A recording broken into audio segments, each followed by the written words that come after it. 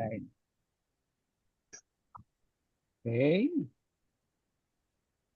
Good morning, guys. So I thought I would share what shall I say, some of my theoretical forays into why religion came to be so universal. Because everywhere we turn around, there has always been a religion. So the oldest text we have is religious text. And why is it so prevalent? It, you can't escape religion. You can dislike it, you can like it, but you can't, very rarely can you really ignore it. So this is something which tied in with something one of my very good friends. We spent 6 months together in Mudumalai Forest in 91. Milind Vathve, then he was doing his PhD as under a faculty improvement program. He was teaching in Garwar or Garware or whatever it is, Garware College in Pune at the time. Later he moved to IASCR Pune. He published a work, opinion piece actually, it was not a research work, in Current Science in 93, exploring why we were not more often a prey. We don't have any way individually to escape a tiger or a lion or leopard or a pack of wolves. So he wrote an opinion piece, and I started discussing with him, look, can we extend the same logic to religion? So here goes mostly his work, but I have extended it kind of to religion and so on. I'll share this. Is it visible? Yes, it is. Okay, good. So we'll go with this. Is a very short presentation, may take only 7 or 8 minutes. You can put it in the presentation mode, Devi, so it will be. Okay. Now the problem with me, if I put it in the presentation mode, the screen is completely swapped. So I can't go No, back maybe to. you are pressing the wrong button. So you try again. Yeah. Okay.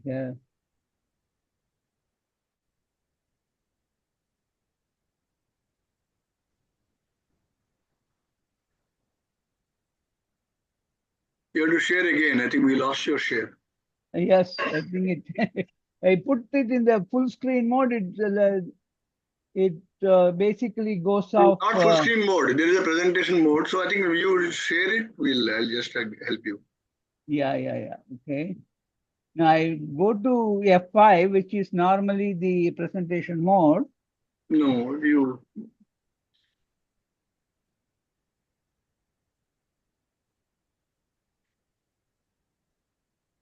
There will be a presentation icon at the bottom. Show from beginning. Yeah, for the beginning, you first share it. Then I think either Srinagesh or me can help you. Interesting aside while Devi is so we had a Pico see idea only talking my to us. PowerPoint, but not my Zoom. Sorry?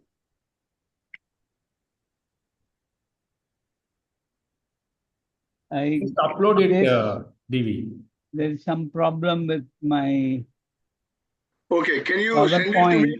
Can you send it to me? When it goes to the presentation mode, it pushes Zoom, minimizes it, and it doesn't allow me to share. So let me try once more. No, don't zoom it. First you share, like the way you did earlier.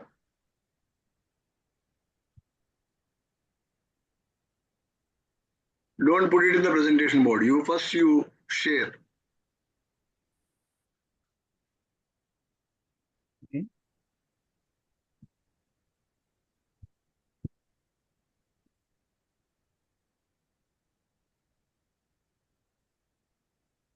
Yes. Now go down, like Srinagar said. At the bottom, there is a bottom of the screen. This seems to be the best screen sharing. Yeah, seems to be the best. I don't know if you can improve it. Okay, fine. I Go ahead. think Erenki will have to do the sharing from him. No, go ahead. You continue, Devi. This is good Is enough. this readable? Can we continue or? Yeah, it is readable, Devi. Go ahead. Go ahead, go ahead. Hello? Yes, It is readable. good. Go ahead.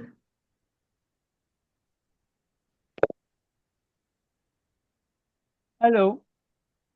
Can you hear us?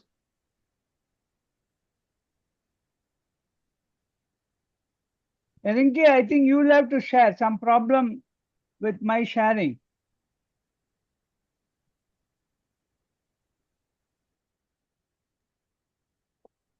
Hello? No, I am getting him on the phone. I think that he is not able to hear us.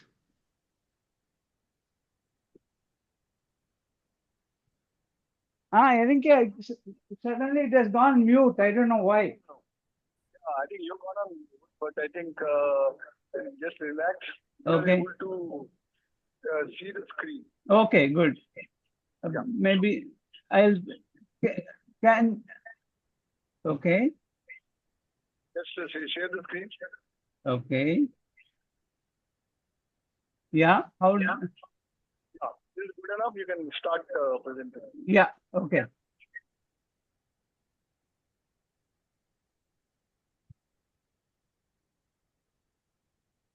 Okay. So I hope you can hear me.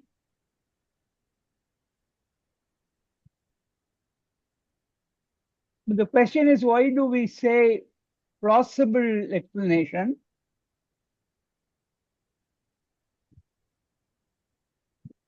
The reason why we say plausible explanation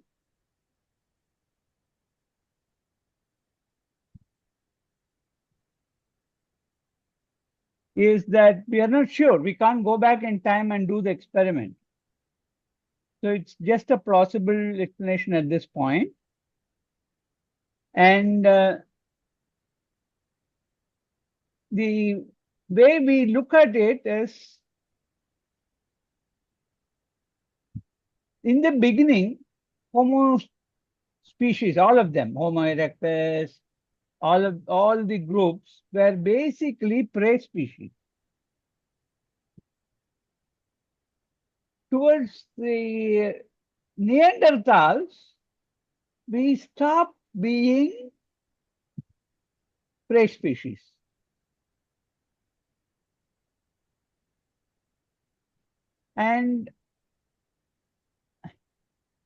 But it never became absent completely. Even now, of course, all of us have read Jim Corbett, Man-Eaters of Kumaun.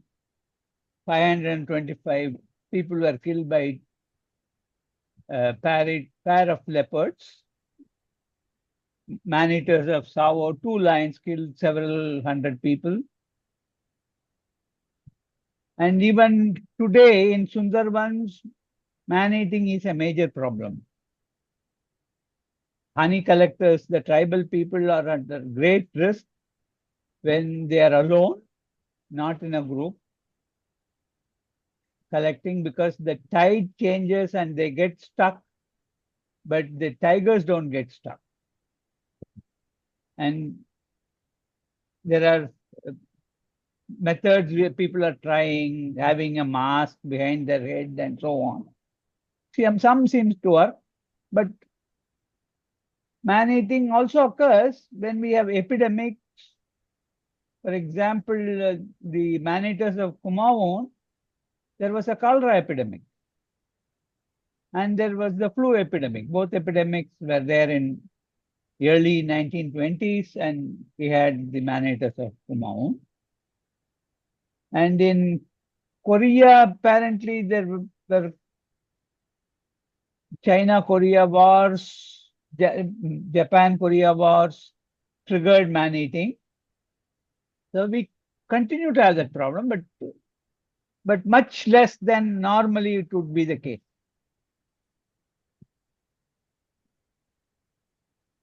We try to look at models and see what really happens. Because the simplest model is what all of us know, the so-called Lotka-Volterra model of predator-prey, which I have here, where it's a very simple model, which seemed to work with the data then available in 1911. But obviously the model was wrong. And there were some inputs from optimal foraging theory also, which made for some changes. And in 1969, people realized that depending on density of the prey species, the response of the predator, this is number one is the Lotka-Volterra, Pxy. As x increases, Py keeps on increasing unbound. But all predators at some point have their stomachs full, tummies full. So they basically get satiated, and it takes time to handle a prey once killed by any predator. It is not as though they open their mouth in like Maya Bazaar and Gadot eating. Everything goes into the stomach. We have a kind of slowly increasing function, slower than linear, and then reaching a plateau, which is the satiation state of the predator. There is a type 3, which is very rare, where actually when it is very low, the predator cannot hunt very well. It is starving, so it doesn't have the strength to do active hunting very well. So as the predator species increases, it increases as the square of the species. It gets better and better, so it eats more prey and gets stronger and so on. And there is a point of inflection when it becomes something like type 2. But that's not all. If we have two prey species,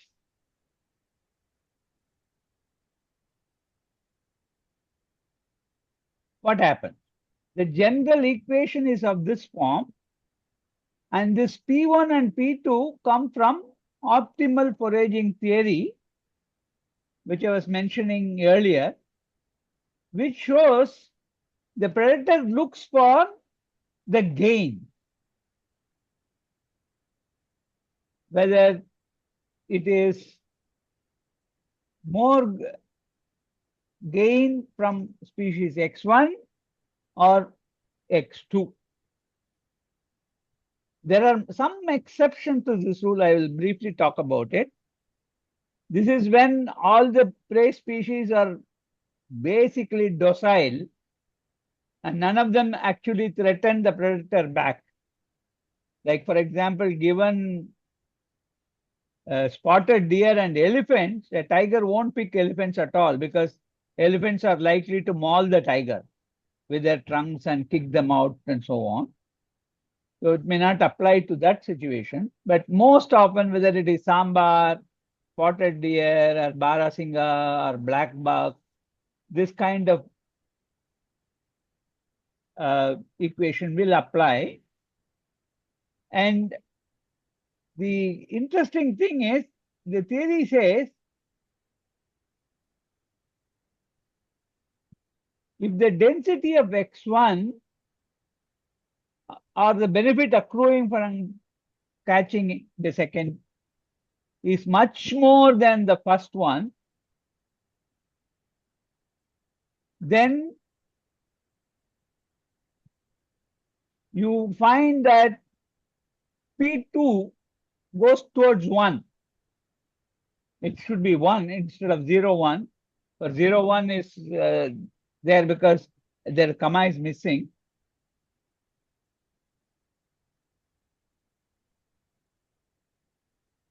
It doesn't matter how many prey 1 is there. If prey 2 is much more than easily available and lot of energy comes from killing X2, as long as it is more, X1 will not be touched. This is called prey switching. And this is of kind of importance to us. What happened? Apparently, Neanderthals started collecting and disposing of their dead. And this is the scenario I try to set up. Remember, plausible explanation. Two Homo erectus or Homo neanderthalensis or any one of them, it doesn't matter. Let's say there are two such communities, H1 and H2. H1 as a shaman and as a dream that the dead of the community not revered become man-eaten.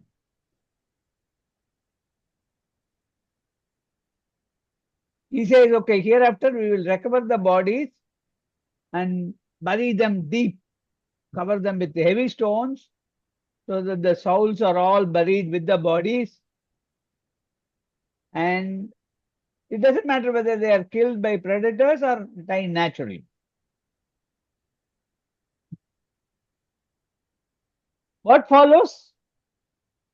Every time a predator kills a H1, the remains are recovered and buried deep, no longer available. So the return for the pains it took, it can't finish eating. Input becomes less than the energy spent. So, but if you look at the other group, H2, it doesn't have that. So the input is much higher than the exertion, and the benefit still accrues a lot. So H2 would be still the prey. H1 will no longer be the prey. So H1 population will keep increasing because there is less predation. H2 will be suppressed. And of course, given the fact that Homo are very competitive species, very, very competitive for resources, and we are violent. That's part of our behavior pattern, like chimpanzees. We will drive competing other homos out so that the resources are our own, which is why identity becomes important. So what we have, it's H2 starts decline and very soon they go out of existence. H1, new behavior of disposing of revering the dead and disposing of the dead dominates and multiplies. So all of Homo sapiens, all of hominids become venerators of the dead. Now, archaeological data seems to support the premise. The veneration of the dead seems to be coincidental with the reduction of gnaw marks on bones that remain whenever we dig up. Whenever we cannot venerate the dead, wars, famines, epidemics, tides, as in Sundarbans, man-eating seems to start. There are occasions where man-eating starts without any of these. That's because the other species are not available at all. There is nothing else available. Like what happened in Nilgiris year before last, a tiger started attacking human beings because it had come to an area where there was nothing else available. Sundarbans, again, very thick forests prevent recovery of body. So that level of man-eating continues to be existent. It has not vanished at all. People have to live with that threat. And so,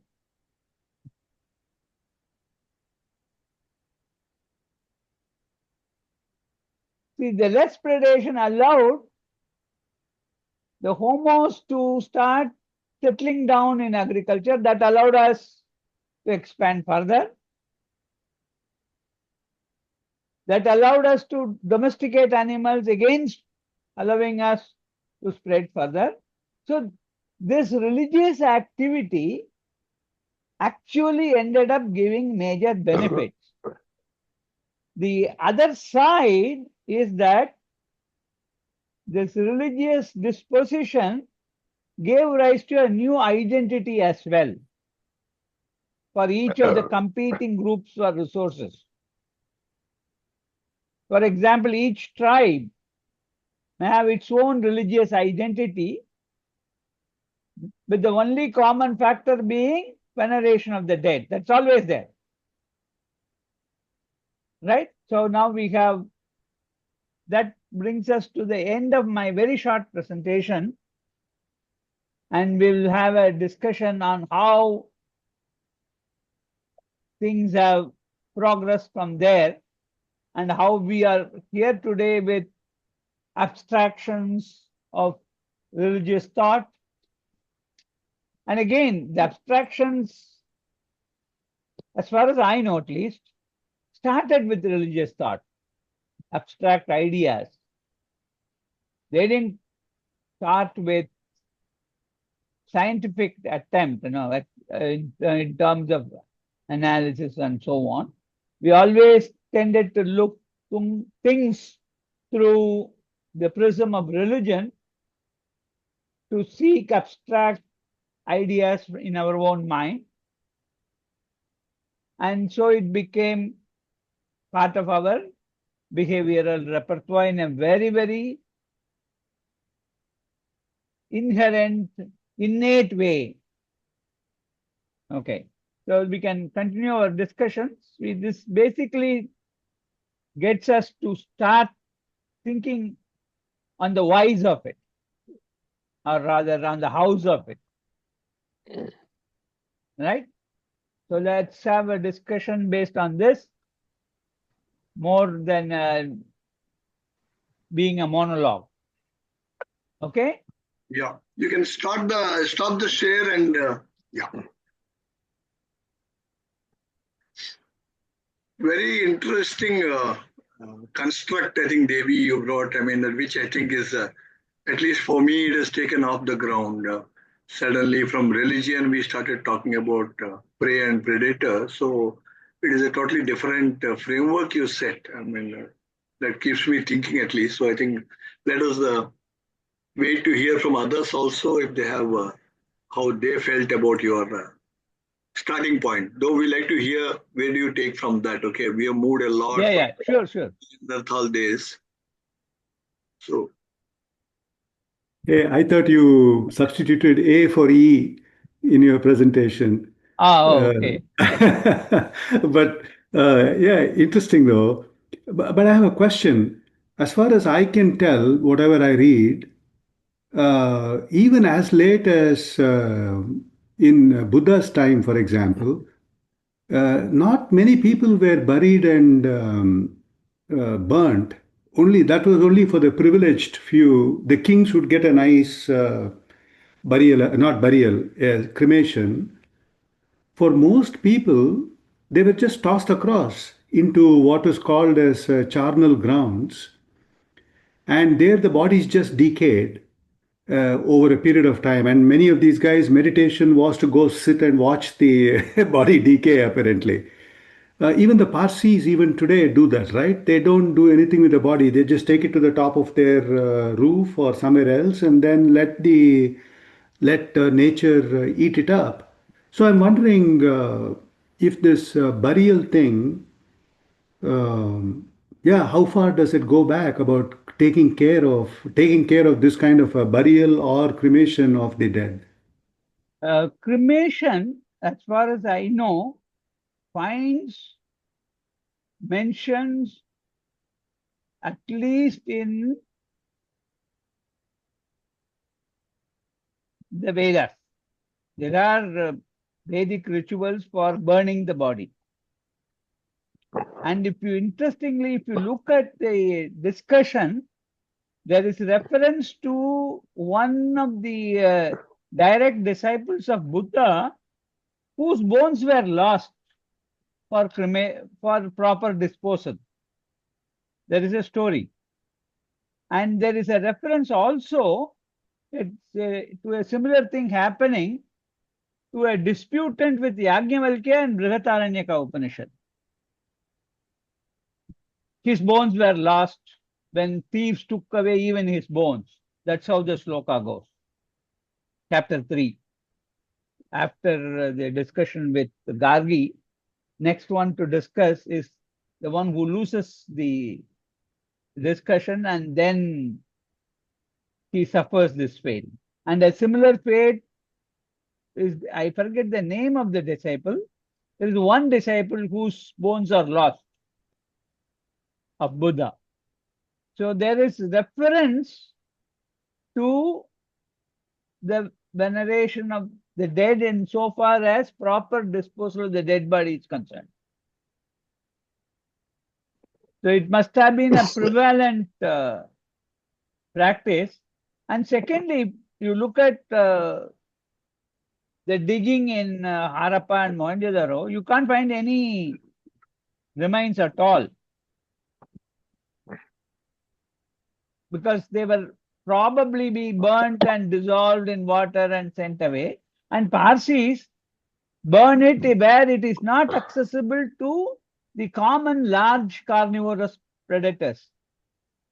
The Tower of Peace, or whatever they call it, where they dispose of the dead, feeding it to the birds. Silence, Tower of Silence. Tower of Silence. Yeah. So there they have feeding to the birds. Basically, vultures come and clean up the corpses, but they are not accessible to the large carnivores, which are the typical man-eater. We don't, at least to my knowledge, we have never heard of any vulture being a man-eater. Man-eating is apparently is limited to large carnivores, terrestrial carnivores, and sometimes aquatic carnivores, large fish, and so on. So we have that also there. It plays well into this model we have, the Parsi way of disposing also. Yeah, I mean, I hear you and I agree with you that there is enough evidence of cremation and burial, but there were also charnel grounds common where, like I said, people would just toss the body and if they were not a very well-to-do family or some such thing, they would just toss the body across in a ground apparently. Bhaskar, Anyway. just to get them to understand your point, are you saying that okay, this haves and have-nots is the point you're making, but have-nots are the dead allowed to be taken by the prey? I mean, that I think is were they just left like that, or is it that okay, they're kept in dumped in somewhere, but not available for the prey? I don't know that. I mean, this is the first time I'm hearing this correlation. So I was just reacting to the presence of charnel grounds. That's all. I don't know where they were. I don't know if they were open to predators or not. I don't know. I was just wondering about it. Very interestingly, according to my friend, he has some data to suggest that in Southeast Asian countries, the burial apparently dates back to a very, very early historic period, and where they were specifically told use the heaviest stones for creating the burial place so that the souls cannot escape. which actually means the predators won't get to them. Yeah. I came in a little late. This is interesting that we are using some terms that I would like a little extra definition. To say venerating the dead may mean something a lot more significant than just at the time of death to be careful of how to dispose it. Venerating almost implies that we put a limit around wherever the person is buried and venerate that spot ad infinitum. Just saying. Veneration doesn't stop in my mind if you're using that term. Otherwise, it is simply a respect for the disposal. I'm just making that comment, and Bhaskar mentioned this about the channel. I think bones naturally have decay because there is an abundance of bones, whether we are talking about cattle, chicken bones, that we cannot find if you went to Mohenjo-daro or something. It's gone. It is the unusual cases where bones may be preserved, maybe in a specific peat bog or some place where the natural decomposition process, even of bones, does not occur typically. Otherwise, we should be finding gobs of bones just all over the place, since so many things are made with bones. And human bones are not uniquely different in that sense, even if buried 6 feet under the ground. Just a huge number of animals in the middle part of America was covered with bison. So many bisons were slaughtered just for the hides and bones left on the prairies. And we can imagine other Russian steppes and so on having huge number of horses and animals that die. So that's just a minor point about the channel. Though what I'm asking about the channel is, in a sense, yes, so what if the poor people or whatever who did not have access to a burial tomb were put into a big pile? They would decompose. In the sense there would be no trace over time, even over centuries. Is that fair? Well, yes, there would be complete decomposition. Actually, if you really look at it, most of the calcium carbonate deposits are biological in origin. So these come from the processes which converted biological calcium carbonate and settled as minerals. So most of them have gone through that route. That apart, when I say venerate, basically is a transformation. What was originally probably just recovery and proper respectful, quote unquote, disposal of the body, to continued respect even after a while, which seems to be the case, a natural progression among tribes. But some tribes, of course, were cannibalistic, and therefore there was nothing to worry about in one sense. They themselves consumed, they became predators of their conspecifics. So that's a very different issue, and that would still fit in with the model which we have, trying to explain why this could have been triggered. But the human repertoire is that we get something, we get what shall I say, a kernel, and we build around this kernel. We coalesce and we embellish it. That seems to be what happened with how religions came to that level of sophistication. So anyone here is electrical engineer? I'm reminded from what you're saying about something called subsampling. You know, if you have a sine wave and you just sample a few points at the 0-point crossings, and that's all you have, you could join it with a straight line, correct? And the information about the sine wave is not there. Imagine that we actually have subsampled something. We can create all kind of waveforms through those points, not knowing which is the correct waveform. In that sense, I see what you're saying as a level of extrapolation or embellishment of some data points into something that might be interesting to compose a religion of some sort, right? We may be seriously undersampled to know, of course, we don't know everything. But if you take my graph of the sine wave and you just take those points, you could put any curve through those points. Higher frequency curves can still go through those points. Does Yes. anybody track with that in this group? No, So what I'm saying is, in a sense, we are embellishing in as you said. See, the problem I've had is like this. I don't know whether I'm stitching a button to a coat or coat to a button. I don't know what I have.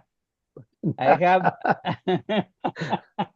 That's exactly right. I've got 5 points that seem to be in a line, but I can make it look as 5 points that belong to some curve.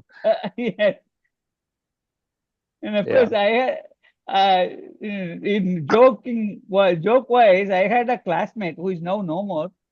He used to say, we had a lecture on solid state, take enough logs on both sides, everything will be a straight line.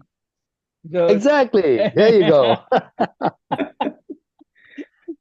Hey, but and then try to recover it back again. yes. It's the old, differential. Yeah. You lose But all the let's assume constants. This is a Even- plausible theory. Basically, that's why okay. But even if it is there, what is the connection? Are you saying that religion, a big part of the religion is venerating the dead? Or that No, is where the not the big religious... part. Not the big part, but the most important part. It is the root. That's where all religions sprouted from. The need for a soul. So, Why do you need to otherwise bring it back? I have a question, related to what Bhaskar has asked. Is this the main reason you are saying is because religions have sprung up all over the place? Or is it one of the reasons? I think it could be the main reason. I'm not asserting it is the main reason, but I am saying it could be the main reason. But generally, most of the people who want to give a what you call a reasonable explanation for religion, not the faith-based explanation, is that the fear is the reason people have God, because you are afraid of somebody eating you up, or relationships not being there into your liking, or fear of death. Fear is something that we have as long as we are living. There is always a fear which is chasing us, right, in one form or the other. So there is a view that the religion gives you some kind of a support to keep fear under control. You wouldn't believe that? You wouldn't think that is the reason?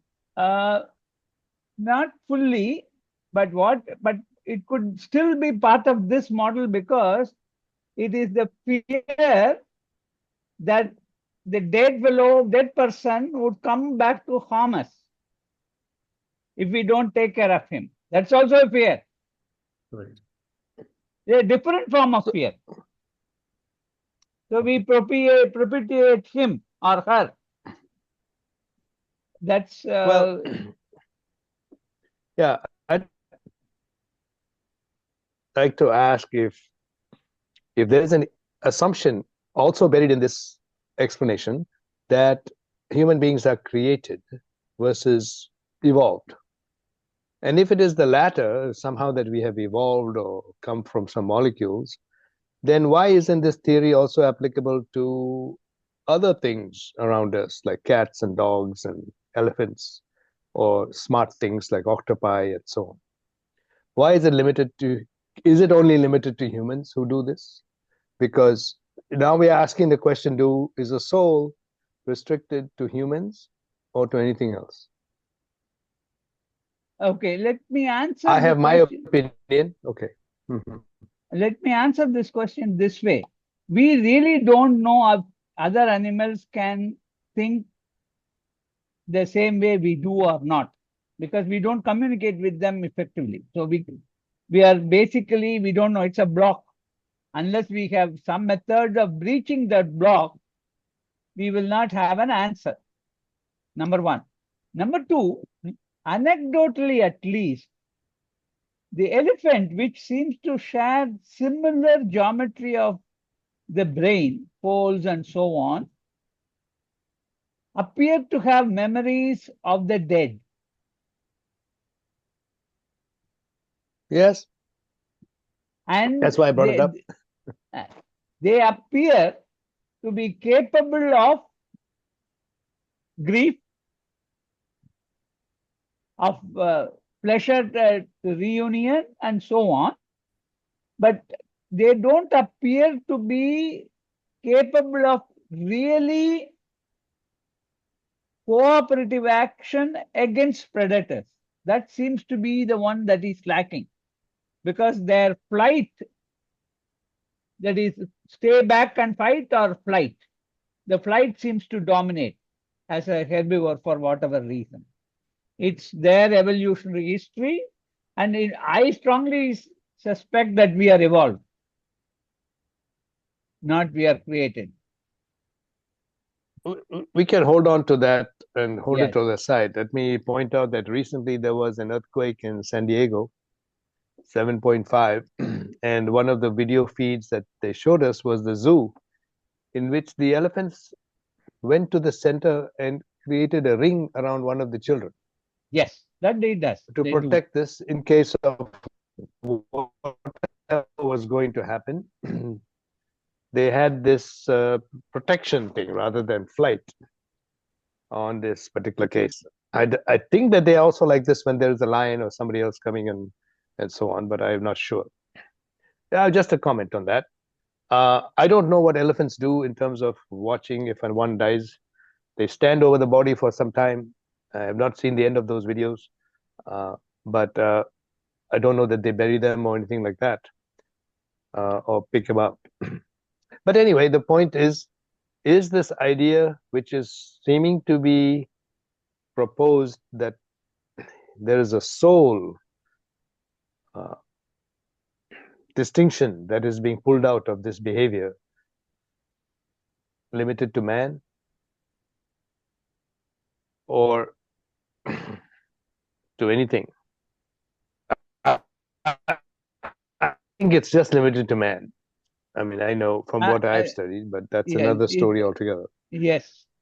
As far as we know, we have not fully observed a very smart animals throughout their life histories. In the sense, many of them seem to have behavioral repertoires that are fairly complex. The elephants, you said, yes, they do attempt to save their the calves, and the squeal of a calf will always bring a huge number of elephants to try and save it. But that doesn't prevent them from choosing them themselves at some point. If they try it, and if this has happened with the calf in a fairly deep water tub into which it fell, and ultimately it was humans who had to save the calf, because after trying for about 12 hours, the elephant herd abandoned. So they seem to make facultative decisions as well. So there is some optimal giving up time after which they don't attempt to save. That is a complexity, but no, as far as I know, no animal seems to dispose of a carcass, to my knowledge, other than Homo. Right. Homo. Yeah, and even as you're talking about this, the ability of humans to dispose of a carcass is actually challenged. Unless you're a pharaoh where you have access to preservatives and something else, most carcasses in very warm climates and others will become a huge challenge as time passes to venerate, no matter how many blankets you put on it. So I'm wondering how pervasive could this theory apply? Because people will try to dispose of the body quickly Yes, basically they rather recover. than. They recover, they bury or burn.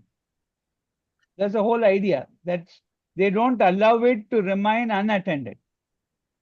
Hey, Devi, I Yeah. mean, I understand humans have evolved and they have become dominant, but many animal species have not gone away. Yes. They're there even before humans. From before humans, they continue to survive, Yes. even though they are not predators. I mean, even simple things like rats and mice, I believe they proceed. They've been living longer on this earth than we have been. So they don't bury, but they still survive, right? I mean, the species have not become extinct, have they? There. See, the answer to it is twofold. The general rule is extinction is the rule, survival is the exception. More species have gone extinct than have survived. Number one, but cockroaches have survived. Cockroaches have survived unaltered for over a very, very long time. So, yes, there are some great example of survivalists. But not every survivalist must follow the same path. There could be many paths to survival, not mutually exclusive. But as you become larger, the number of pathways that are available probably tends to get smaller and smaller. And when you have something that is very successful, you strongly latch onto it.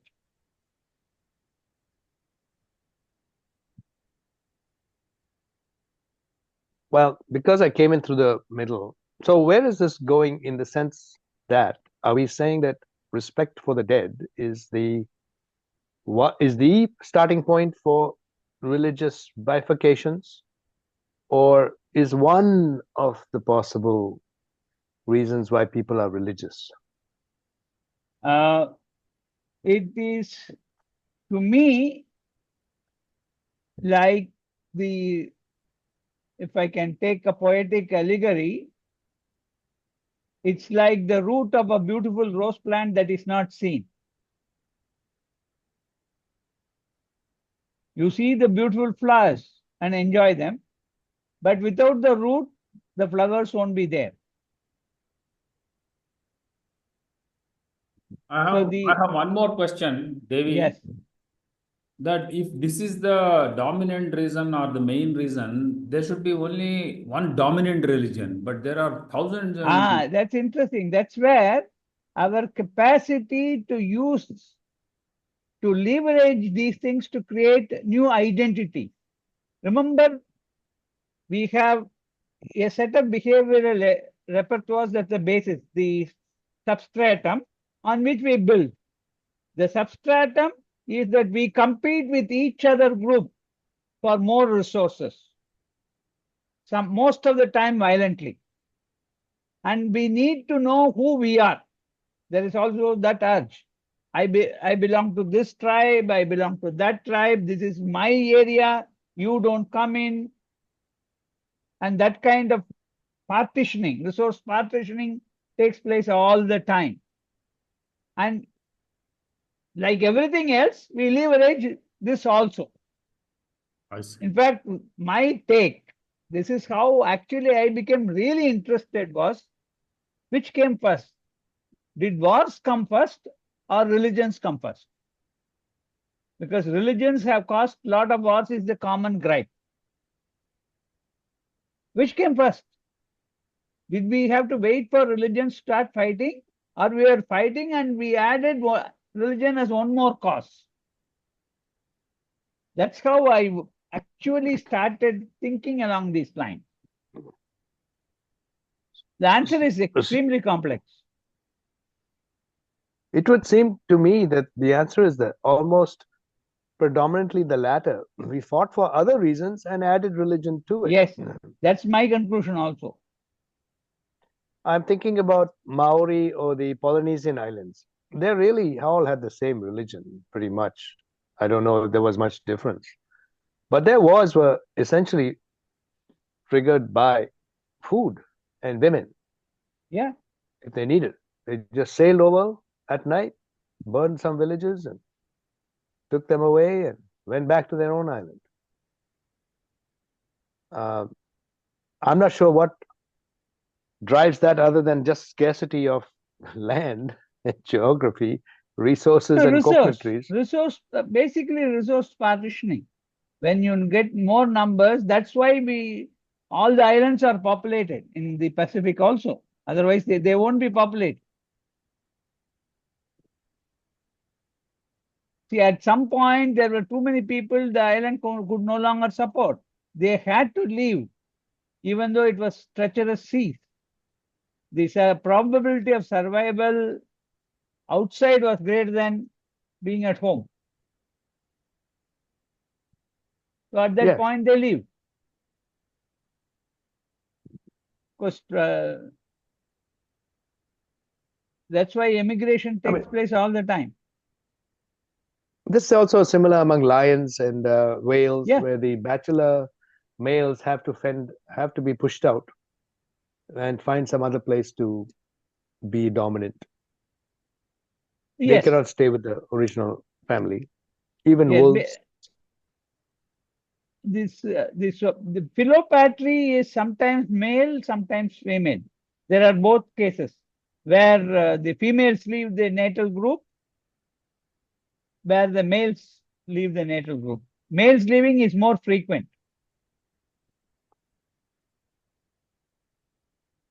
But coming back to religion, I suspect that once we started, this allowed us to think in terms of abstraction.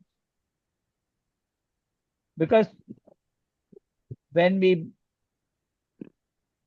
if we believe the South Asian tales, burying because we need to keep the souls happy and buried and so on, or burnt and taken care of and so on, from a very long time ago,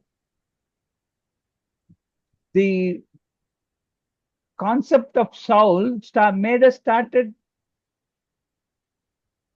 think in an abstract fashion, see what it would mean to us.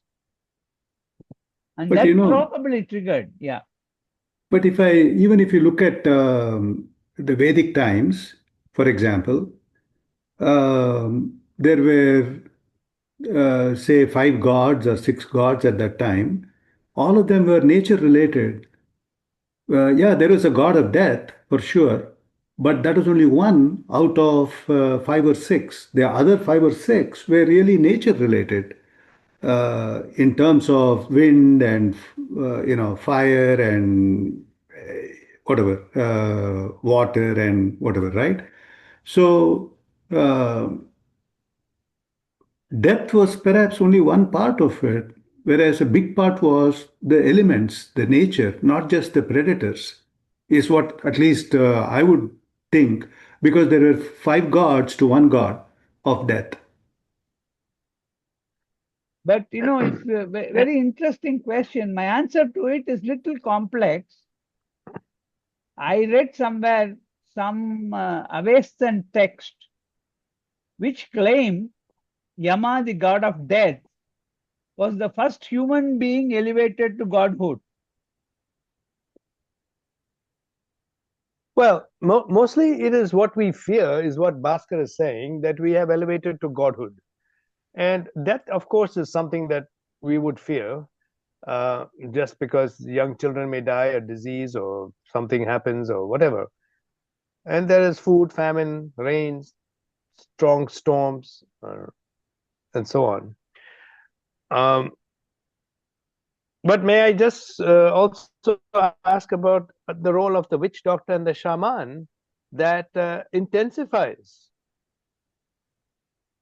a religious fervor or even appetite among a group, let's say in the Amazon, etc. And then for some, let's call it magical, I mean, that's the word shaman, reason, the people are afraid of him and then therefore do what he says regarding the dead.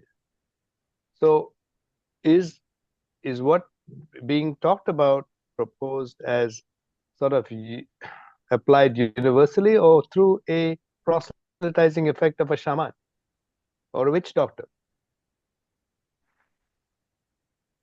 It could People be, might not. yeah, it may not be a shaman. It could even be democratic in the sense all the people in a good tribal village, in a tribal village, may decide to recover the body and dispose of without requiring an agency of a witch doctor to goad them in that direction. But it is more likely, given that the spark must come from somewhere. Even for a democratic idea, somebody must have the idea first. So, who is that guy? I don't know. Anyway, I'll pass. Somebody else ask any questions or amplify the discussion. Shiva, you have any questions or you are just enjoying? I'm enjoying listening and learning. Devi, thank you. I'm hearing this as an origin or starting point of religion for the first time. My own understanding was when the questions arose in a human mind as to who am I? What is this world? What is the relationship? There were thinkers in the society, in the community, who came up with insights, who could present an answer to these questions. People followed those insights, and then that became a religion. This is my understanding of the origin and continuity of religion. And in different places, different people had answers for these questions. And from there, it continued. This is my understanding.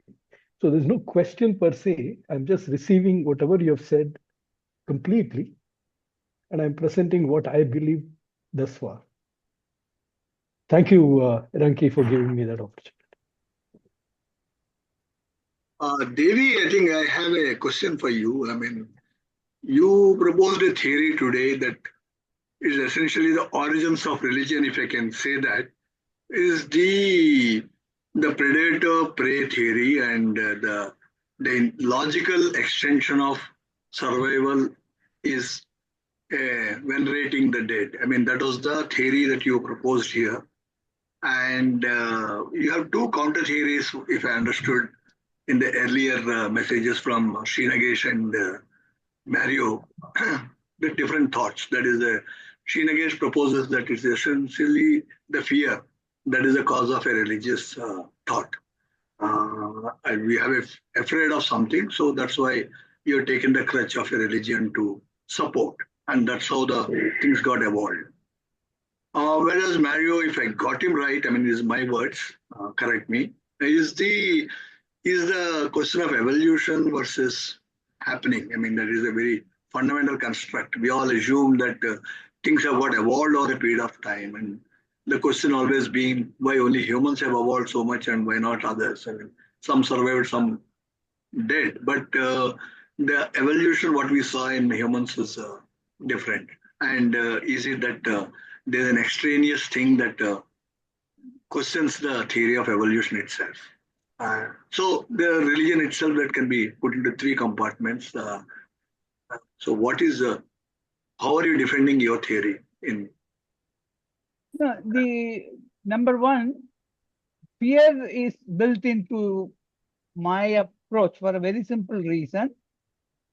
It is the fear of the predator that without realization drives the evolution of disposal of the dead, and consequently the evolution of the religious thoughts gelling around this particular act. So the fear part is naturally built into it. That's not the issue at all. Now, as to Marius, it's a deeper question. It's a question that is apart, sui generis question, whether we were created or whether our folds in our brain, gray matter was so different from the rest of the animals. The only comparable, this one is the elephant. Why is it so different? Why did it happen that way? The answer, we don't know. Honestly, we don't know. Yeah, Maria. I'd like to slightly edit what Sri Iranki said. I think one example is to ask, we have a system. I think religion comes from a sense of right and wrong. Where that comes from is a separate, slightly discussion. But let's say that human beings are imbued with that. If you observe elephants or beetles, and I'll tell you why I say beetles, do they have a court system where one beetle goes and says, you offended me, you stepped on my toe, I need justice, and so on? Or is it only man that does that? You have taken my young daughters forcefully from one island to another, I go back and fight you and get them back, etc. The sense of right and wrong is one of the bigger sources for formating a religion. And then, of course, the fear of the natural elements. But right and wrong is what I was thinking about versus evolution. Because if we just talk about evolution, then how did suddenly one of these things, man, have a sense of right and wrong, and beetles and dogs and cats don't have a sense of right and wrong among themselves? Okay. Other than to Can I bite each respond? other. Can I respond? Very Yeah. interestingly, Yeah. this is something exactly what I was talking to one of my students about 4 months back. I can set up a very similar model for the evolution of morality. To put it very shortly, a moral thing is that which imposes a relatively small cost on an individual to a very large benefit on the society as a whole. So if Yes. once Okay. this happens, automatically it will become fixed in the population. It's a part of evolution of what is known as eusociality in animals. It happens in bees in a different way. It happens in bees in that many bees forego their ability to reproduce, the worker bees, allowing only the queen to reproduce. Right. So you're hitting It's a upon a different- point which says, Yeah. which says that or if wrong, you Mario cannot, is there in many species. Uh-huh. Right or wrong, judgment is there in many species. You Yes. can look it up. right, they have to, but what I'm saying is there's a sense of arbitration. Who says this is right or wrong? But the interesting point he just brought out is if you're unable to provide morality to a society of human beings, that society becomes very difficult to exist. That society just falls apart, or that society Exactly. tears itself. Exactly. So why he said it was a very small cost was an interesting adjective. It's almost like you need to pay this price, otherwise society will not function. Correct. Morality doesn't exist between beetles running on the ground or bees or something. Whatever happened happens. I don't know, but somehow we need it, otherwise we will tear each other up. I sent a link to this group about Ligonier, and it talks about this item. If anyone is interested, poke at it, just get past some of the initial 10 minutes, jump into it. He talks about the need for morality, and he has in his model Rodin, the thinker, the guy who's sitting like this statue. What is he thinking about? But anyway, I'll leave it at that. We'll get back to Devi's thing today, and then definitely we can keep discussing the different viewpoints, because like the way we learned a lot from Bhaskar's deep dive, and then that I think still we keep thinking about it. And Srinagesh, of course, being a radical thoughts, I mean, that he presented a more humanistic angle to the religion and philosophy. And you, of course, have really taken us through the principles and thoughts. I think Devi has made a very interesting food for thought. I mean, that obviously there's no definitive answers for any of the things what we are discussing here. I mean, that it is not as mathematical as we would like it to be. But I think I find, personally speaking, I think it is another food for thought, that a predator and prey is the origin of a religious thought among the communities. To me at least, is a new. I've not heard that before. And for that, I think thanks Devi. If we have any other questions, anything that Kenny, I think, is put it on and then I think has gone back to sleep or whatever. I've got to go to sleep. It's very late for me. I mean that Shiva could get up early, but I think Americans need their beauty sleep. So, yeah, Devi, you have any other points you want to share? I think they are very interesting, and we like you to present some more points in the WhatsApp group for the larger group of the members. Okay, I'll try to write it up. And in fact, the morality thing Mario was talking, I was actually discussing, but where I got stuck was very interestingly, how is ethics different from morality? I can't really distinguish between the two. Or are they different? I have to cross that bridge. Maybe I recommend the link. Maybe we can help you in supporting your research. I would like your opinion on the link that I sent out. If you don't have it, maybe Yeah, Ranki, you can send it. Yeah, sure. I'll ensure that people will read, because I think we keep sharing something which is important. yeah, sure. And particularly Bhaskar, I mean, who is now gone to sleep, he's been sharing a lot of things. And Kenny says that he's awake right through. And for whatever reason, he took a vow of silence. So he is not speaking, but he says that he's enjoying the discussion. Hopefully, Kenny will be free of pain from Monday. So, with his right hand. So, yeah. I think that you should stop hitting the people. That will help. Kenny has some technical problem, it seems. Yeah.